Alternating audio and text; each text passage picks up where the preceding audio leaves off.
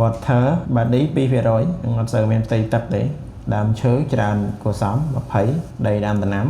30ទីប្រជុំជន18%យើងមានន័យថានៅក្នុងខេត្តកែបហ្នឹងវាសម្បូរទីប្រជុំជនហើយកន្លែង Bill area អញ្ចឹងយើងកណនាភាគរយធ្វើម៉េចកណនាភាគរយយើងបូកអានេះសរុបចូលគ្នាទៅប្រើម៉ែត្រការ៉េក៏បានប្រើហិកតាក៏បានដែរប្រើមួយណាក៏បានដែរពួកហ្នឹងយើងបូកវាសរុបចូលគ្នាមក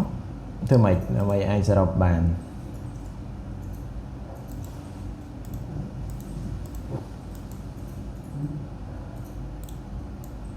អូខេយើងប្រើ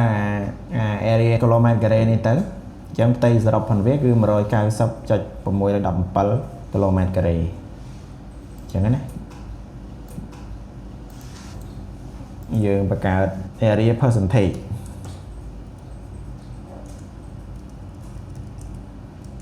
អូខេ area percentage អញ្ចឹងយើងយក area គីឡូម៉ែត្រការ៉េ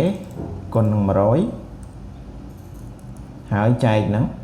190 ចុចប្រហែលមិញអូខេអញ្ចឹងយើង apply មកយើងបាន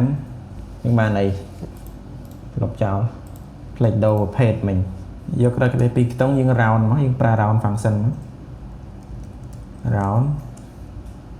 យកនេះក្បេសពីខ្ទង់ area percentage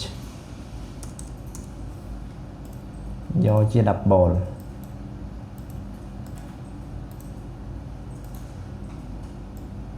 water